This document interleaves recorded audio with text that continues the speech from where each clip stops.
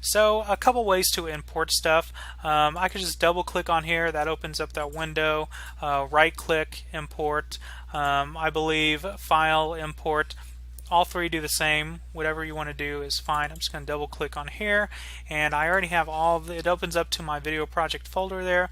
So I'm just going to highlight all of these guys right here and open. If it's a file type that Adobe Premiere cannot read, a little warning box will come up. Nothing came up here, so we're good to go. So here I have, in a thumbnail view, all my different assets. Now, if you have tons of stuff and you don't really like the thumbnail view, down here in the bottom left-hand corner, there's a list view. If you click on that list view, it kind of compiles it a little bit and you just see the text along with those files. I personally prefer that view. Again, it's just a preference. There's really no right or wrong way there. But the reason I like this view is because I can see the other columns of information here. So I can see the frame rates. If I scroll over far enough, I could see the resolution. This is important. And then just a little bit more information like that. So I prefer this, kind of compiles it, makes it nice and neat, but here we have this. So like I was telling you before, there's a couple of ways to get it to the timeline. One way would be to just simply click and drag it over. As you can see, timeline is now formed. As I move the playhead, you can see the program window up there moves. So you can see how that works together. If I wanted to make an edit, add an effect to this clip, I can just double click on it on the timeline and see how it opens it up here in this source monitor, source window. There's a tab up here that says Effects Control. You click on that, and this is where I can change stuff. So let's say I wanted to zoom in anywhere on this image here. If I go to motion and click the little triangle to the left of it, I have an option to scale. I can change the scale of the video, so I can zoom in, zoom out. So let's say I wanted to zoom into the clock up there. I can just change that. And then position, you have horizontal, and then you have vertical.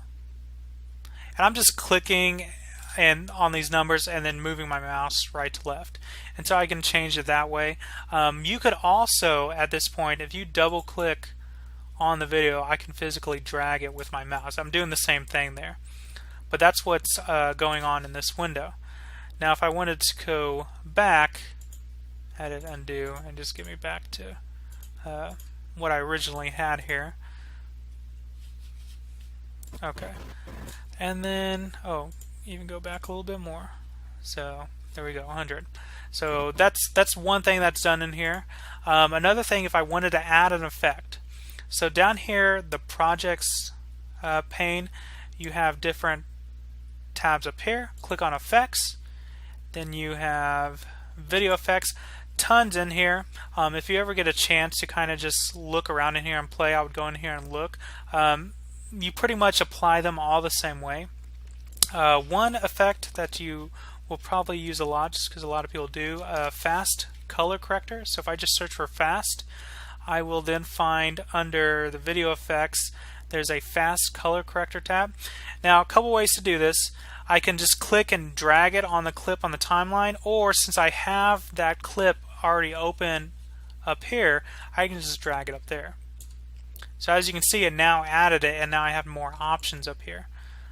So I have a color wheel, that color wheel, wherever I drag this, it'll shade that. So it's kind of orange overall, and I think it's because it's the wallpaper there, but if I wanted to balance that out, I just drag it away from the orange, kind of lowers it a little subtle change there.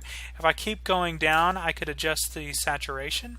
I can adjust the input levels. So again, make the blacks darker and the whites brighter if I chose to do. Just tons of little stuff you can do in here that helps with color correction. Let's say you shot a few things outside and then shot a few things inside. You can use this to help you balance those if they look really different. So that's just a quick and easy way to do that. So that's in the source monitor. So you can kind of see how these work together.